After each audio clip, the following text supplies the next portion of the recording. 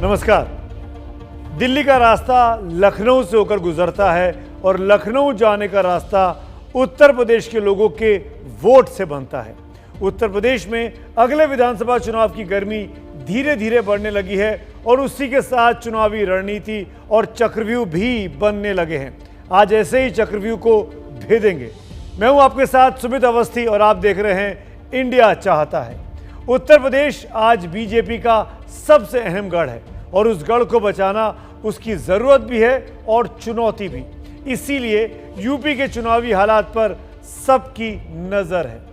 सबसे ज्यादा 29% इंडिया ये जानना चाहता है कि क्या बीजेपी ने उत्तर प्रदेश चुनाव के लिए मुख्यमंत्री योगी आदित्यनाथ को अपना पोस्टर बॉय बना दिया है।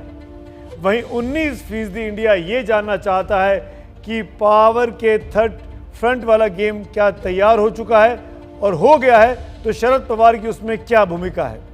वहीं 16% लोग जानना चाहते हैं कि कश्मीर पर आज हर दल की सियासी चाल क्या है। तो सियासी लोकतंत्र का जो सियासत है वो लोकतंत्र का अटूट हिस्सा है। तो एक सियासत फिर से लखनऊ को जीतने के लिए बीजेपी में इस वक्त चल रही है। बीजेपी ने तय कर लिया है कि यूपी विधानसभा के चुनाव में उसका चेहरा, उसका पोस्टर बॉय मुख्यमंत्री योगी आदित्यनाथ ही होंगे। बहुत अटकलें चल रही थी योगी आदित्यनाथ के भविष्य को लेकर, क्योंकि पिछली बार जब बीजेपी चुनाव जीती थी तो किसी को मुख्यमंत्री के तौर पर पेश नहीं किया। चुनाव जीतने के बाद योगी आदित्यनाथ को मुख्यमंत्री बनाया था। सांसद पद छोड़कर उन्होंने यूपी की कमान संभाली थी। लेकिन इस बार तमाम उठापटक के बाद यह तय हो गया है कि योगी के नाम पर ही चुनाव लड़ा जाना है। इस बात की विस्तार से हम व्याख्या करने वाली अपने सहयोगी पंकज झा की ये एक्सक्लूसिव रिपोर्ट दिखाते हैं, जिसको देखकर आप समझ जाएंगे कि आखिरकार यूपी जीतने का बीजेपी का प्लान क्या है।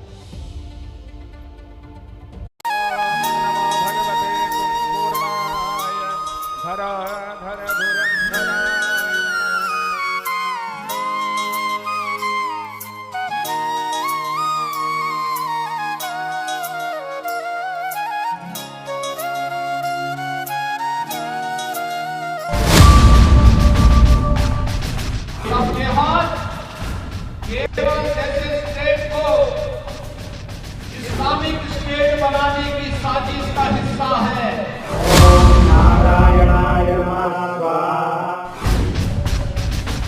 चाहे प्रधानमंत्री नरेंद्र मोदी की छवि हो या उत्तर प्रदेश के मुख्यमंत्री योगी आदित्यनाथ के तेवर, इन दोनों में हिंदुत्व की एक छाप दिखती है।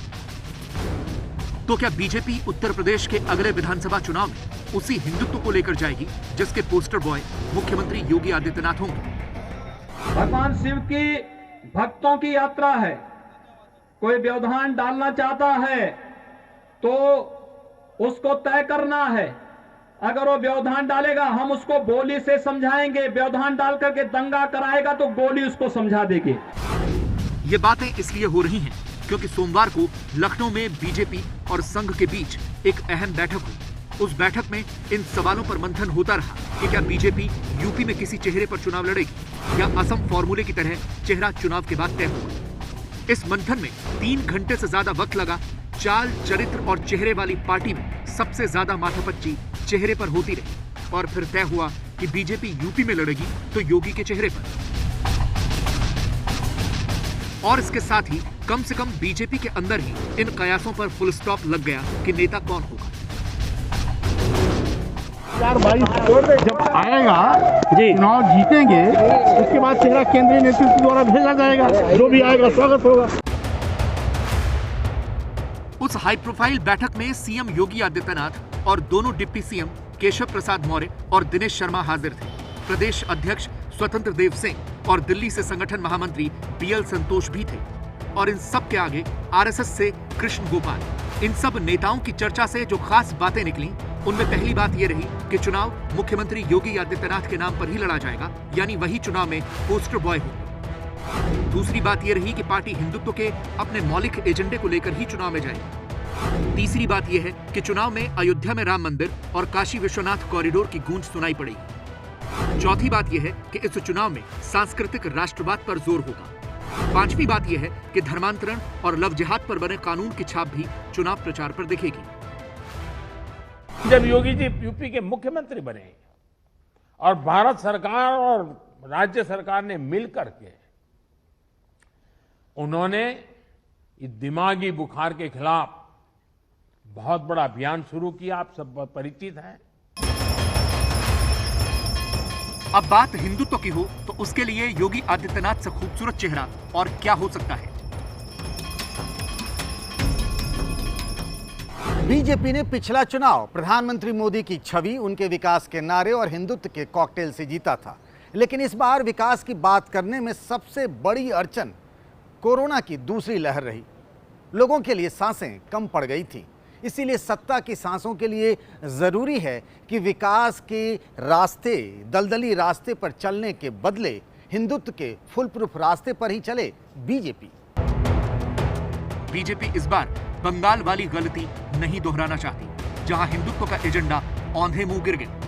आखिर ठेस लगने के बाद आदमी संभल कर चलना सीख जाता है, इसीलिए यूपी हिंदुत्व के एजेंडे पर तो चलेगा, लेकिन एक बाईपास सामाजिक समीकरणों का भी होगा, जिसमें गैर यादव पिछड़ों और गैर जाटव दलितों को साधने पर जोर होगा। वैसे ही सवर्णों में नाराज माने जाने वाले ब्राह्मणों को मनाने की भी चुनौती है। योगी जी का जो इमेज होगा वो एक पिरामिडिकल स्ट्रक्चर पे खड़ा होगा, जिसके ऊपर योगी जी का इमेज होगा और नीचे ये सारे तत्व काम करेंगे। जाति, जो वेलफेयर, जो सोशल वेलफेयरिज्म का जो योजनाएं हैं, पॉलिटिकल रिप्रेजेंटेशन है, और इन जातियों को जब आप जगह देंगे तो वो आपके साथ जुड़ेंगे। बीजेपी ने अभी तक यही किया है ना। बीजेपी में पिछले एक महीने से यूपी को लेकर रस्साकस्सी चल रही है। नाराजगी योगी को लेकर है, ऐसे में उम्मीदों का दांव योगी पर क्यों लगाया गया? योगी यूपी ही नहीं, देश में हिंदुत्व का एक बड़ा चेहरा है। योगी का सन्यासी होना और उनकी बेदाग छवि उनके पक्ष में जाती है। उनकी तुलना में कोई दूसरा बड़ा नाम यूपी में दिख भी नहीं रहा। योगी आदित्यनाथ की खूबियों की बात करें तो उनकी ईमानदारी, विचारधारा के प्रति उनकी प्रतिबद्धता, हिंदुत्व के प्रति उनकी निष्ठा, प्रशासनिक क्षमता, ये ऐसे गुण हैं जो उन्हें एक आदर्श मुख्यमंत्री बनाते हैं। बंगाल हार चुकी बीजेपी के लिए अब यूपी सबसे अहम है, क्योंकि यूपी की जीत या हार दोनों ही दिल्ली दरबार तक अपना असर दिखा सकती हैं। एबीपी न्यूज के लिए पंकज झा की रिपोर्ट। दरअसल पिछले महीने भर से ये कयास लगाया जा रहा था कि उत्तर प्रदेश में बीजेपी नेतृत्व परिवर्तन भी कर सकती है, तो कभी योगी मंत्रिमंडल में फेरबदल की खबरें भी खूब आ रही थी, लेकिन ना यूपी में पार्टी का चेहरा बदल रहा है और ना ही मंत्रिमंडल के चेहरे बदलते हुए अब दिखाई दे रहे हैं। एक बात बहुत साफ है कि बीजेपी लौटकर योगी के नाम पर आ चुकी है। जैसे समंदर में जहाज से उड़कर कोई चिड़िया फिर वापस उसी जहाज पर बैठ जाती है, और ये सब इसलिए हो रहा है कि लोकसभा की 80 सीटें उत्तर प्रदेश से ही आती हैं। यूपी में जिसकी सरकार होती है उसी की धमक दिल्ली तक पहुंचती है। यूपी के वाराणसी से प्रधानमंत्री नरेंद्र मोदी सांसद हैं, इसलिए भी यूपी बीजेपी के लिए बेहद अहम हो जाता है। बीजेपी के हिंदुत्व और जातियों के सामाजिक समीकरण को बीजेपी ने बेहद अच्छे से साधा है। उस प्रयोगशाला में बीजेपी का नया टेस्ट भी होने वाला है, और बंगाल में बीजेपी की बेहद बुरी पराजय के बाद उत्तर प्रदेश ही सबसे बड़ा राज्य है जहां चुनाव अब होने वाले हैं। बंगाल की हार पर मरहम लगाने का मौका यूपी पार्टी को दे सकता है। और सबसे खास बात यह है कि इस कोरोना काल में उत्तर प्रदेश की सरकार पर, उनके कामकाज को लेकर बहुत से सवाल खड़े हुए थे, इसीलिए फेरबदल की बातें भी सामने आई थी। लेकिन अब पार्टी को लगता है कि योगी से मजबूत चेहरा उनके पास नहीं है। अगर अभी चेहरा बदला तो लेने के देने ना पड़ जाए। वैसे लखनऊ में इस वक्त बीजेपी के अंदर घायल संबंधों पर भी मरहम लगाने का काम बखूबी चल रहा है। योगी सरकार के बने 4.25 साल हो गए हैं, लेकिन मुख्यमंत्री योगी और उप मुख्यमंत्री केशव प्रसाद मौर्य बिल्कुल अगल बगल के बंगले में रहते हुए भी एक दूसरे के घर में कभी झांकने नहीं गए इन 4.5 सालों में। अब केशव मौर्य के बेटे बहू को आशीर्वाद देने के बहाने ही सही योगी आज अपने डिप्टी सीएम के घर गए।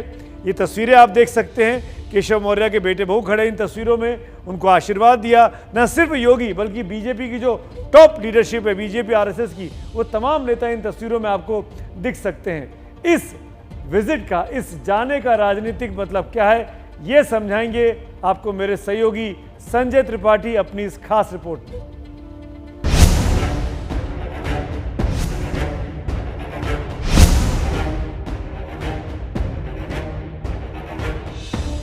बस एक दीवार का फासला, लेकिन अपने उप मुख्यमंत्री के घर तक पहुंचने में मुख्यमंत्री योगी आदित्यनाथ को 4.25 साल लग गए।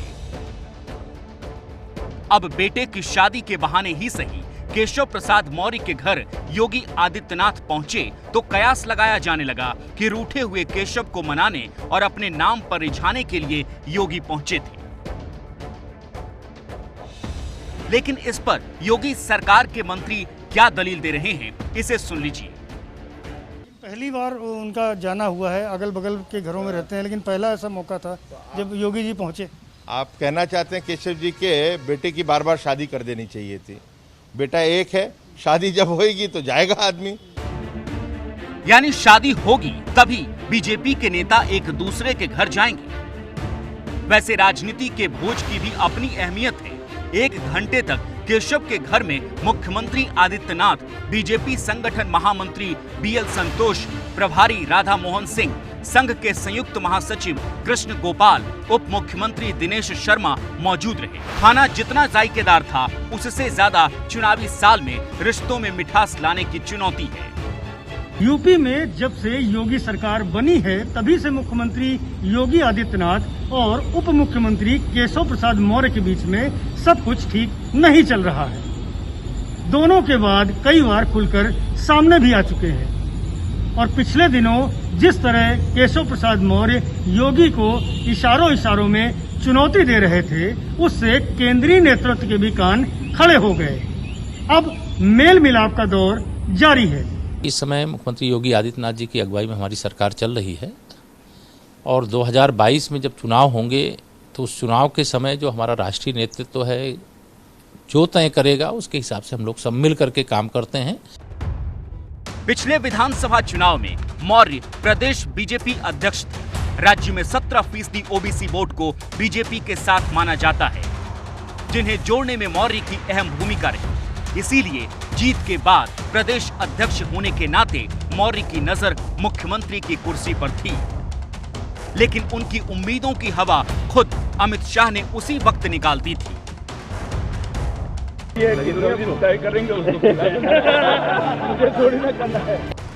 उस वक्त शाह के इस बयान के कुछ देर बाद ही मौर्य की तबीयत बिगड़ गई थी। अब बीजेपी जानती है कि अगर मौर्य नाराज रहे तो सूबे में बीजेपी की तबीयत बिगड़ सकती है। उस वक्त केशव को उप मुख्यमंत्री के पद पर ही संतोष करना पड़ा था, लेकिन उससे ज्यादा उनकी नाराजगी इस बात से रही कि डिप्टी सीएम होने के बावजूद उनको तवज्जो कम मिलती रही। एबीपी न्यूज के लिए लखनऊ से संजय त्रिपाठी की रिपोर्ट। तो बीजेपी हिंदुत्व के एजेंडे पर चुनाव लड़ेगी। बीजेपी के पोस्टर बॉय यानी यूपी का सबसे बड़ा चेहरा कोई पार्टी के पास है तो वो योगी आदित्यनाथ है, उन्हीं के नाम पर चुनाव लड़े जाएंगे। लेकिन केशव मौर्य को कैसे समझाया जाए? आपको केशव और योगी के बारे में कुछ बातें पता होनी चाहिए। कहते हैं कि राजनीति में कोई स्थायी दोस्त या दुश्मन नहीं होता, लेकिन राजनीति में कब दोस्त दिखने वाला भी खेल करने लगे ये कहना मुश्किल होता है। यूपी में योगी आदित्यनाथ मुख्यमंत्री हैं और केशव प्रसाद मौर्य उनकी सरकार में उप मुख्यमंत्री।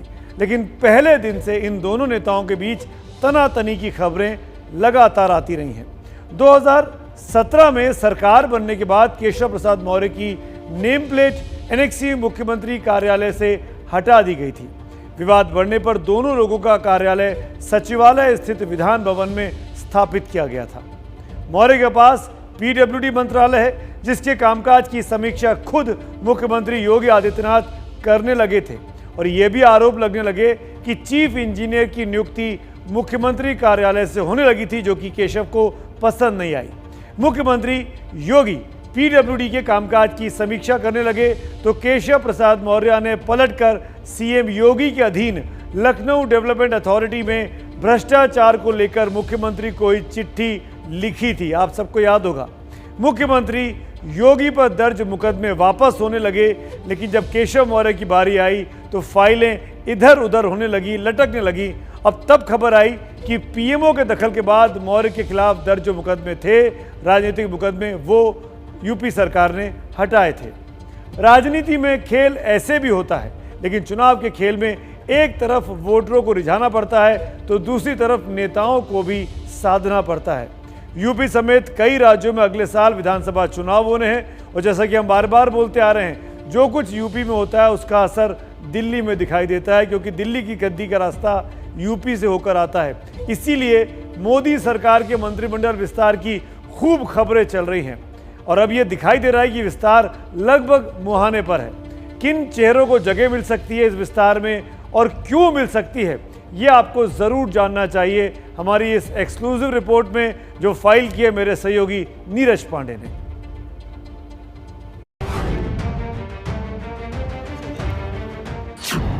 जहां चुनाव वहां मंत्रियों पर दाव।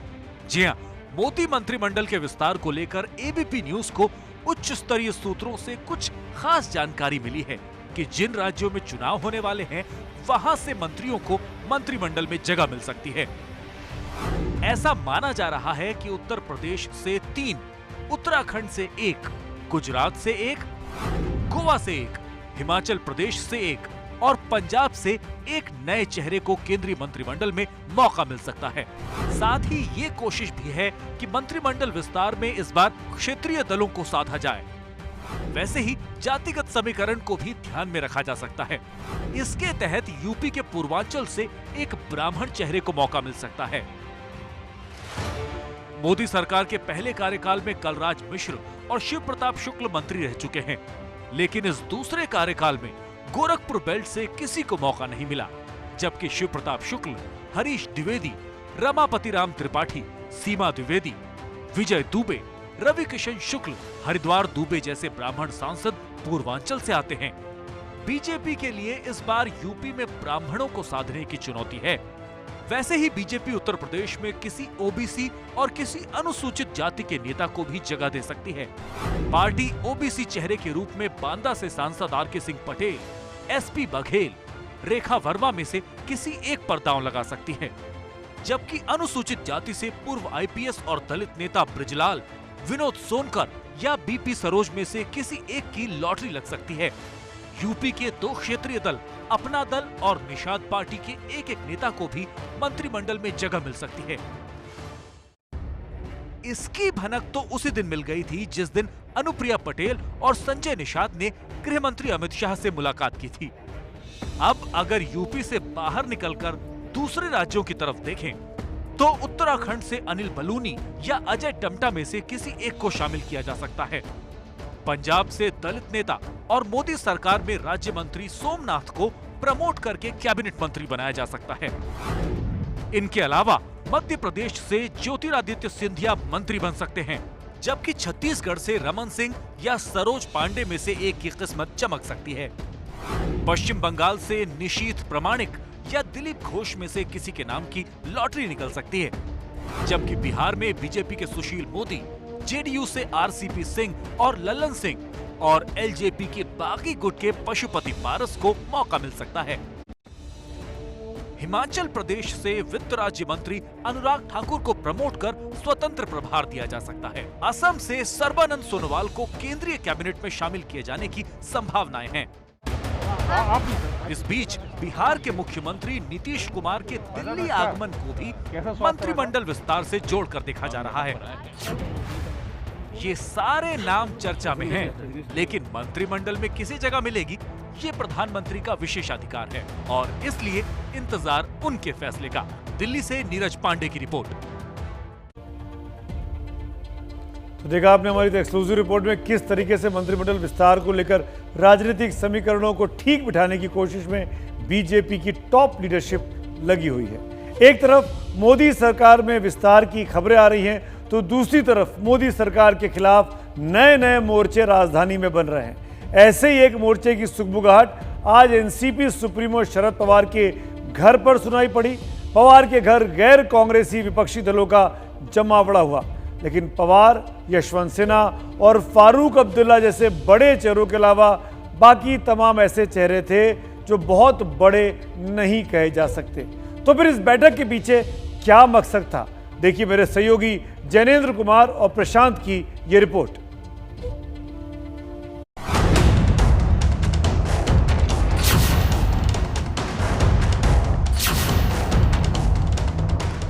एक मराठा क्षत्रप जिनकी एक तिरछी नजर हमेशा प्रधानमंत्री की कुर्सी पर रही, नाम शरद पवार। जिनके हाथ में हुकूमत है उन लोगों ने समझना चाहिए कि अपना कदम इस तरह से देना चाहिए कि जिस कदम से इस एक्सट्रीम लेवल तक जाने की नौबत किसी के ऊपर नहीं आनी चाहिए। বাংলায় বিজেপিকে আমরা ঢুকতে দেব না, মনে রাখবেন বাংলায় বিজেপি আসবে না, বাংলায় বিজেপি থাকবে না। एक रीजनल सुपरस्टार जिसने बंगाल चुनाव के दौरान ही बता दिया कि दिल्ली की किल्ली भी फिट करना उसे आता है। বলুন ধর্ম নিয়ে খেলবেন, খেলা হবে, খেলা হবে। नाम ममता बनर्जी। একটা পায়ে আমি যা করে বেড়াচ্ছি, ওই একটা পায়ে দেখবেন বাংলা জয় করব, আর দুটো পায়ে তো দিল্লি জয় আগামী দিন করতে হবে। तो क्या बंगाल विजय के बाद दिल्ली विजय के लिए ये गैर कांग्रेसी दो बड़े विपक्षी नेताओं की रणनीति है, जिसमें एक अहम कड़ी बनकर आए हैं प्रशांत किशोर। शरद पवार के घर गैर कांग्रेस विपक्षी नेताओं की बैठक में खास बड़े नेता तो नहीं दिखे, लेकिन ये बैठक उस वक्त हुई जब ममता बनर्जी के चुनावी चाणक्य प्रशांत किशोर ने पिछले 10 दिनों में शरद पवार से 2 बार मुलाकात की। पहली मुलाकात 11 जून को मुंबई में हुई, तो दूसरी मुलाकात 21 जून को दिल्ली में। और दिल्ली की मुलाकात के बाद ही पवार ने ऐलान कर दिया था कि मंगलवार की शाम 4 बजे वो मंगल बेला आएगी, जब गैर कांग्रेस विपक्षी नेताओं का उनके घर पे समागम होगा। ठिकाना उनका होगा, लेकिन मंच समाजवादी से होकर बीजेपी वाले और फिर ममता की पार्टी में गए यशवंत सिंह का होगा, राष्ट्रमंच। लेकिन बैठक की धूम जितनी थी वो 24 घंटे में ही धड़ाम से गिर गई। आज की सभा में विशेष तौर पर आज की ये एक मंच का जो आइडियोलॉजी है और मंच का जो कार्यक्रम है, उसके तहत ये तय हुआ है कि पॉलिटिकल, इकोनॉमिक और सोशल वातावरण जो आज देश में बना है उसको बेहतर बनाने के लिए, उसको ठीक करने के लिए राष्ट्र मंच का क्या रोल होगा, इस पर सुझाव सबको सुना गया और इसमें अच्छे नॉन पॉलिटिकल लोग भी रहे। पवार के घर हुई बैठक में कोई बड़ा नेता नहीं दिखा। शरद पवार और यशवंत सिन्हा के अलावा बड़े नेताओं में केवल उमर अब्दुल्ला ही दिखाई दिए। आम आदमी पार्टी की ओर से संजय सिंह आने वाले थे, लेकिन उनकी जगह आए सुशील गुप्ता। तो क्या ये मान लिया जाए कि पवार के घर पर तीसरे मोर्चे का हवाई विमान लैंड होने के पहले ही क्रैश कर गया? हालांकि सारा खेल इतना आसान नहीं हो सकता, क्योंकि इसमें एक नाम प्रशांत किशोर का जुड़ा है, जो आज की तारीख में चुनावी राजनीति के सबसे बड़े रणनीतिकार बनकर उभरे हैं। इसीलिए बैठक में बड़े नाम भले ना हो, लेकिन 3 अहम पहलू जरूर हो सकते हैं। 2024 के लोकसभा चुनाव के लिए तीसरे मोर्चे की कोशिश हो सकती है। ममता बनर्जी उस तीसरे मोर्चे का चेहरा बन सकती हैं और उस संभावित मोर्चे की बागडोर शरद पवार के हाथों में हो सकती है। लेकिन खास बात यह है कि इस बैठक में शिवसेना का कोई नेता नहीं है, जिसने पवार के घर बैठक पर सवाल खड़े कर दिए। पवार महाराष्ट्र में उद्धव सरकार की पालकी ढो रहे हैं, लेकिन दिल्ली वाली बैठक में शिवसेना की नो एंट्री हो गई। पवार के बारे में kहा जाता है कि वो राजनीति में कब क्या फैसला कर ले ये कोई नहीं जानता। मैं शरद जी का भी नाम नहीं लेना चाहता, लेकिन पार्टी फोर्स सत्ता के लिए नया गठबंधन करता, अगर सत्ता हाथ में आती है तो मैं ऐसी सत्ता को चिमटे से भी छूना पसंद करूंगा। पवार के घर बैठक में तीसरे मोर्चे की कोई रूपरेखा तो नहीं बनी, लेकिन गैर कांग्रेस विपक्षी राजनीति के ठहरे पानी में पवार ने एक कंकड़ तो उछाल ही दिया है। एबीपी न्यूज के लिए जैनेन्द्र कुमार के साथ प्रशांत की रिपोर्ट। आपने ये आखिरी पिक्चर देखी जब मीटिंग खत्म हुई शरद पवार के घर पर, उसमें तमाम लोग जो बैठक में थे वो बाहर आए, कैमरों के लिए उन्होंने एक सामूहिक तस्वीर खिंचवाई और आपने देखा कि मोदी सरकार के खिलाफ मोर्चा बना रही ये नेता कौन कौन है। एक शरद पवार को छोड़ दे तो इनमें से सभी नेता मिलकर लोकसभा की चंद सीटें भी नहीं निकाल सकते। यशवंत सिन्हा टीएमसी में जरूर चले गए हैं, लेकिन ये बैठक उनके बनाए संगठन राष्ट्रमंच के तहत हुई थी, टीएमसी की बैठक नहीं थी और इस मंच का कोई भी राजनीतिक असर अब तक देखने को नहीं मिला है। लेकिन लोकतंत्र में कोशिश होनी चाहिए, सबको अधिकार है अपनी विचारधारा को आगे बढ़ाने का, चुनाव लड़ने का और सत्ता को चुनौती देने का।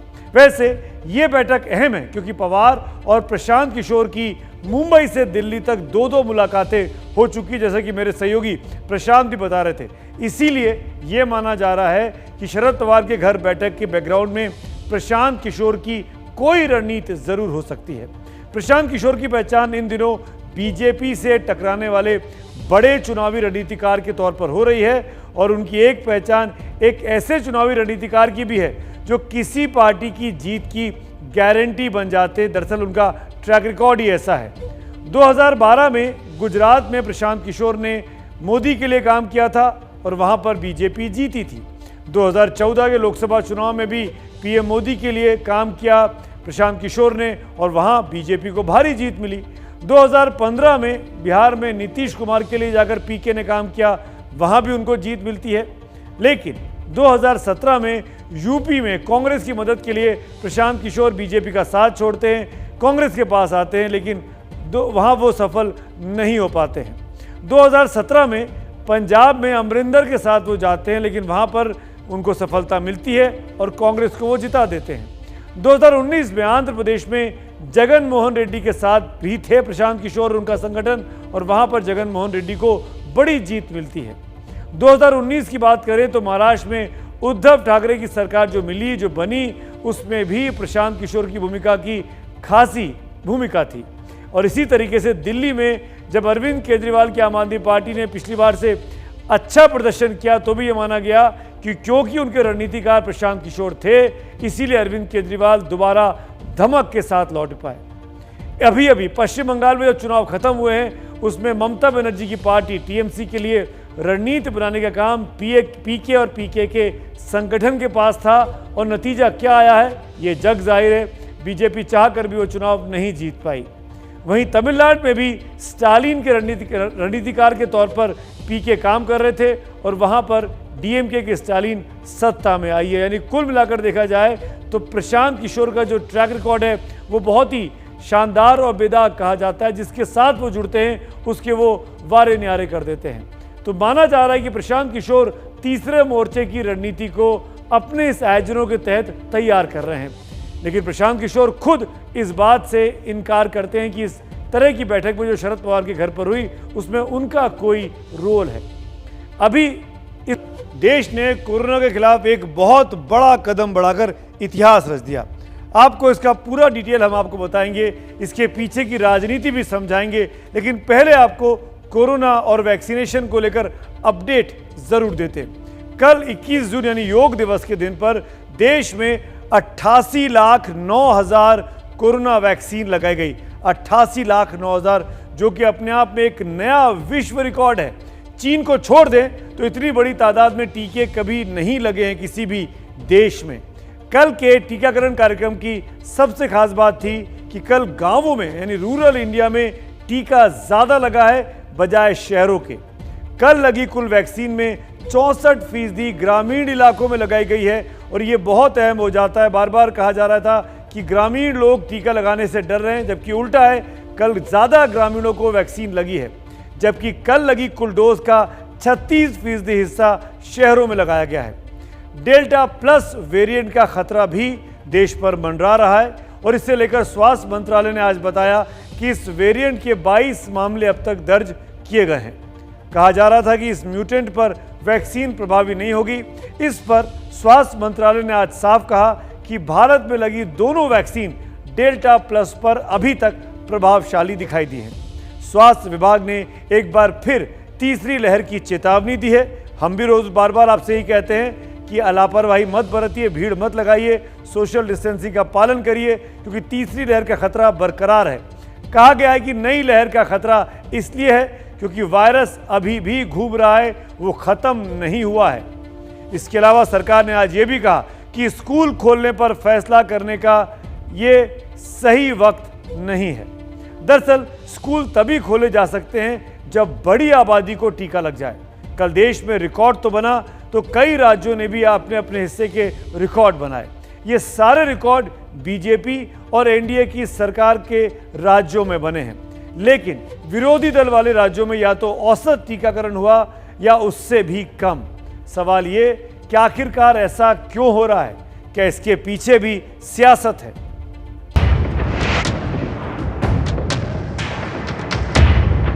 तब अच्छा लगा वैक्सीन लगवा के, फर्स्ट वैक्सीन थी हम लोगों की। काफ़ी अच्छा बात है, क्योंकि किन्हीं के पास फ़ोन नहीं हो पाता है, किन्हीं के फैसिलिटी नहीं हो पाती है, तो वो डायरेक्ट आकर भी अपना आधार कार्ड जो भी है उसे आकर ले सकते हैं। अभी तक ये हो रहा था कि बुक नहीं हो रहा था स्लॉट, अब सही हो रहा है।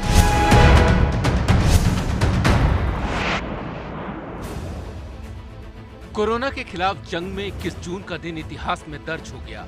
दुनिया भर में एक दिन में सबसे ज्यादा वैक्सीन लगाने वाला देश बन गया है भारत। अंतर्राष्ट्रीय योग दिवस के मौके पर नई व्यवस्था के तहत टीकाकरण अभियान शुरू किया गया और पहले ही दिन 88,09,000 डोज लग गए। खुद पीएम ने ट्वीट करके खुशी जताई, वेल डन इंडिया। कल पहला दिन लगभग 84 लाख वैक्सीनेशन का कल देश भर में हुआ है। ये वर्ल्ड रिकॉर्ड है। एक ही दिन में इतने लोगों का वैक्सीनेशन कोई देश में अभी तक नहीं हुआ है। लेकिन वैक्सीन पर फिर राजनीति होने लगी कि किस राज्य ने कितना लगाया। पहले हम आपको वैक्सीनेशन करने वाले राज्यों की टॉप 5 लिस्ट दिखा दें। पहले नंबर पर रहा मध्य प्रदेश, जहां 16,96,000 वैक्सीन डोज दी गई। 11,25,000 डोज के साथ कर्नाटक दूसरे और 7,29,000 डोज के साथ यूपी तीसरे नंबर पर रहा। 5,58,000 डोज लगवाने वाला बिहार चौथे और 5,11,000 डोज लगाकर गुजरात 5वें नंबर पर रहा। 21 जून के टीकाकरण अभियान में टॉप 5 में रहने वाले 5 राज्यों में बीजेपी और एनडीए की सरकार है। अब जरा विपक्ष के शासन वाले राज्यों में 21 जून को कितने टीके लगे उसका आंकड़ा भी देख लीजिए। 21 जून को राजस्थान में 4,61,000 लोगों को टीका लगा और वो 7वें नंबर पर रहा। तमिलनाडु 3,98,000 टीके लगाकर 8वें नंबर पर और महाराष्ट्र 3,83,000 वैक्सीन डोज देकर 9वें स्थान पर रहा।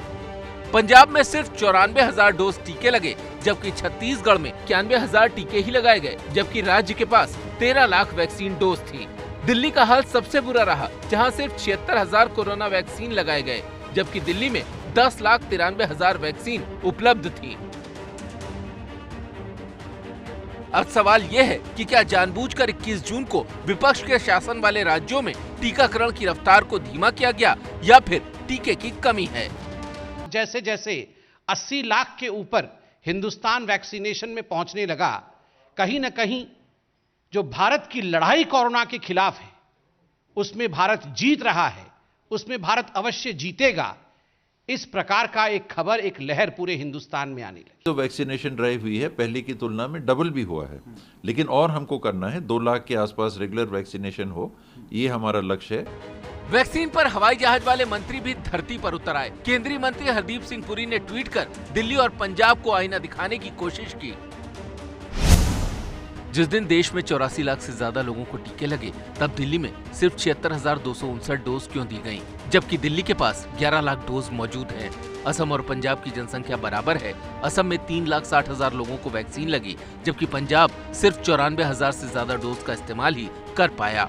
लोगों के स्वास्थ्य के साथ खिलवाड़ जारी है।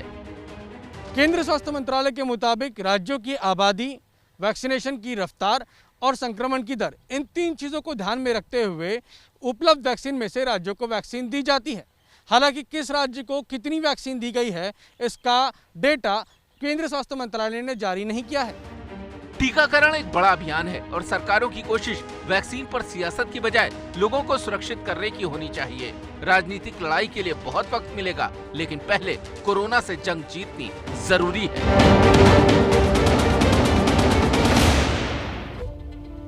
दरअसल कोरोना को लेकर आज कांग्रेस और बीजेपी हमेशा की तरह फिर आमने सामने आ गए। आज कांग्रेस नेता राहुल गांधी ने श्वेत पत्र जारी किया और उस पूरे मामले में मोदी सरकार को घेरने की कोशिश की। राहुल ने श्वेत पत्र में 4 सुझाव सरकार को दिए हैं। पहला, तीसरी लहर के लिए अभी से सरकार को तैयारी करनी चाहिए। दूसरा, ऑक्सीजन, बेड और दवाइयों की कमी न होने दी जाए, इसको इंश्योर किया जाए। तीसरा सुझाव, छोटे व्यापारियों और गरीबों की सरकार को मदद करनी चाहिए। और चौथा सुझाव था, कोरोना से परिजनों को खोने वालों की सरकार मदद करे। राहुल ने एक खाका पेश किया तो बीजेपी ने इसे भारत को बदनाम करने की साजिश करार दे दिया। प्राइम मिनिस्टर के आंसू उन परिवारों के आंसू को नहीं मिटा पाएंगे। जब वो मरे, वहां प्रधानमंत्री नहीं थे। प्रधानमंत्री के आंसू ने उनको नहीं बचाया, मगर ऑक्सीजन जरूर बचा सकता था। और प्रधानमंत्री ने इस बात को सीरियसली नहीं लिया। मुझे तो कभी कभी लगता है कि कंफ्यूजन और राहुल ये पर्यायवाची शब्द है। Confusion is thy name. Rahul Gandhi ji का नाम ही कंफ्यूजन है। He is Confucius Gandhi. हमेशा कंफ्यूजन, होना चाहिए नहीं होना चाहिए, वैक्सीन लेना है नहीं लेना है, लॉकडाउन करना है नहीं करना है। हर विषय को लेकर एक कंफ्यूजन की स्थिति को उन्होंने उत्पन्न करने का काम किया है, राजनीति करने का काम किया है। और देश में इस वक्त बहुत तेज गति से वैक्सीनेशन का काम शुरू हो गया है। कम से कम कल के दिन में यह बात साबित हुई है। लेकिन यही बात आपके शो में हम लगातार इंडिया चाहता है में पिछले कई महीनों से, लगभग 7-8 हफ्तों से, 2 महीनों से कहते आ रहे हैं कि बिना वैक्सीनेशन को बढ़ाए कोरोना से नहीं लड़ा जा सकता है। एबीपी न्यूज़ लगातार आपको यह आगाह कर रहा था कि आपको भी वैक्सीन जरूर लगानी चाहिए। वैक्सीन लगाओ, कोरोना को भगाओ। और कोरोना जैसे नियमों में मास्क और सामाजिक दूरी का भी पालन करना चाहिए। और आज एक जिम्मेदार न्यूज़ चैनल होने के नाते, इस कार्यक्रम को करने के नाते, हम इस बात को कह सकते हैं कि हमारी ये मुहिम अब सफल होती दिखाई दे रही है। करीब 2 महीने के बाद जनता भी वैक्सीन लगाने के लिए आगे आ रही है और सरकार भी वैक्सीन को जमकर प्रोवाइड करवा रही है।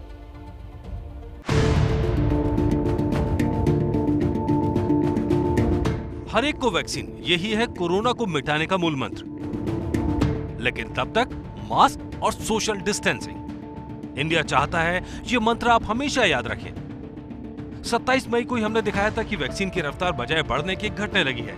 ऐसे में देश भला कोरोना से कैसे लड़ेगा? एक तरफ तो रोटी रोजी का संकट है, तो दूसरी तरफ वैक्सीन की भी बेहद कमी है।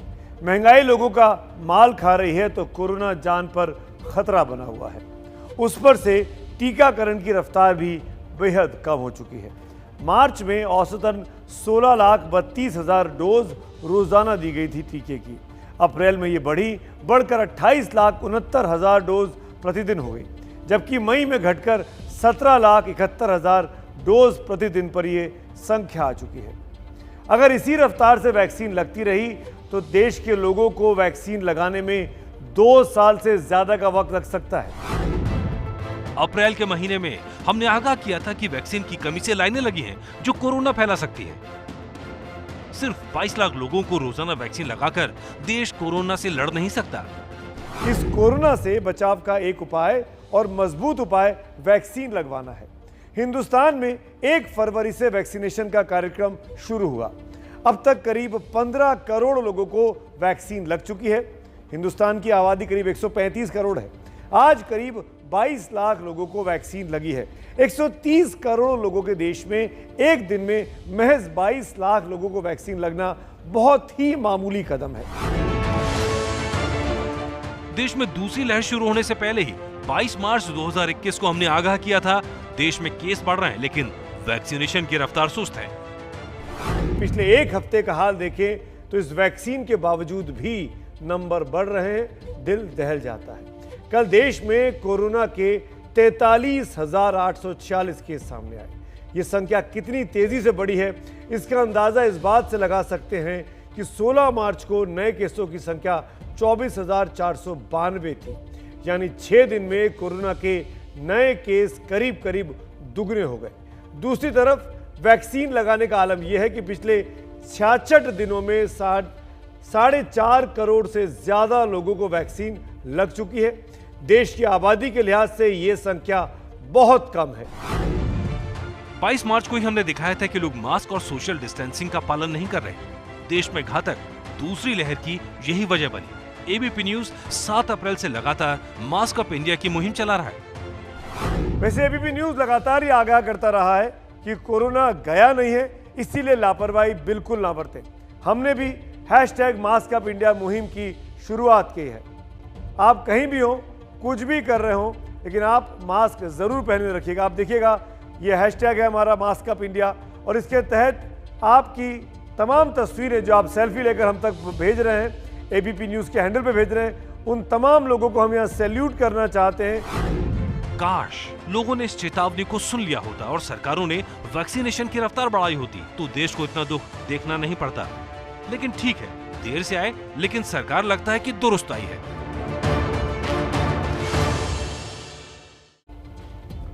और इंडिया चाहता है में हम लगातार वैक्सीन की बात उठाते रहे हैं, और ये लगातार आगाह करने का नतीजा है कि सरकार को समझ में आया कि तेज वैक्सीनेशन ही ब्रह्मास्त्र है। हम ही ने कहा कि मुफ्त वैक्सीनेशन होना चाहिए, और वो अब होने लगा है। अब 88 लाख यानी रिकॉर्ड तोड़ वैक्सीन लगाकर सरकार सही दिशा में बहुत तेजी से आगे बढ़ रही है। और मुझे खुशी है कि कल देश में वैक्सीन की रिकॉर्ड डोजेस दी गई। अब जरूरत उसको बरकरार रखने की है, लेकिन आज वैक्सीन लगवाने में कल के मुकाबले गिरावट आई है। आज अभी तक जब तक ये बुलेटिन तैयार हो रहा है तब तक कुल 51,24,000 लोगों को वैक्सीन लग पाई है, और ये भी कम नहीं है, रोज के मुकाबले एक अच्छा आंकड़ा है। लेकिन इस आंकड़े को 1 करोड़ तक लेकर जाना है ताकि जल्दी से जल्दी पूरा हिंदुस्तान वैक्सीनेट हो सके। वैक्सीन सबको लगे, यही इंडिया चाहता है। इंडिया चाहता है कि आप महफूज रहें, और इसी के लिए ज़रूरी है कि आप मास्क ज़रूर पहने। आपका मास्क नीचे नहीं जाना चाहिए, बल्कि चेहरे पर ऊपर ही होना चाहिए। पूरा चेहरा, मुंह और नाक कवर्ड होनी चाहिए, तभी आप मास्क पहनने में आप कोरोना को न ले पाएंगे न दे पाएंगे। हमने #मास्क अप इंडिया नाम की जो मुहिम चलाई है, उसके ज़रिए हम आपसे कहते हैं कि इस मुहिम में हमारा हिस्सा बनिए।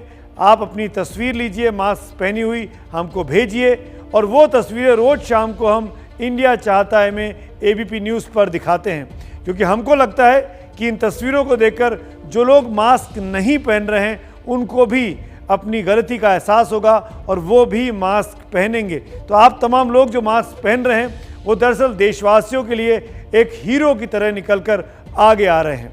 पिछले 2.5 महीने से लगातार ये मुहिम चल रही है। हर रोज़ हम तमाम लोगों को तस्वीरें दिखाते हैं। हज़ारों लोग अब तक इसमें हिस्सा ले चुके हैं। आप तमाम लोगों का बहुत बहुत शुक्रिया मास्क अप इंडिया को सफल बनाने के लिए, क्योंकि कोरोना इसी से मात खा सकता है। वक्त है आपको ये बताने का कि वो कौन सा शब्द है जो आज सुबह मैंने ट्विटर पर सुबह पोस्ट किया। आज का शब्द है घर। इस शब्द के लिए जो संदेश मुझे ट्विटर पर मिले हैं उनमें से कुछ पढ़ के सुनाता हूँ। हरीश मिश्रा साहब लिखते हैं, कमाई छोटी या बड़ी हो सकती है, पर रोटी का आकार तकरीबन हर घर में एक जैसा होता है। सचिन चारण ने कोरोना पर गुलजार साहब का शेर पोस्ट किया है। बेवजह घर से निकलने की ज़रूरत क्या है?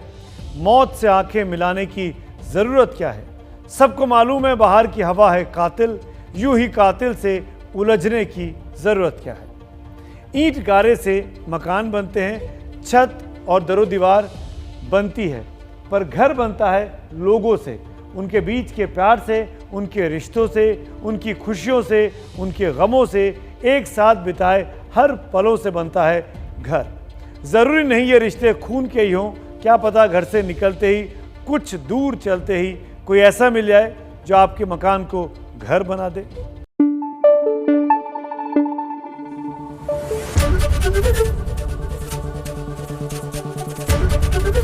एबीपी न्यूज़ आपको रखे आगे।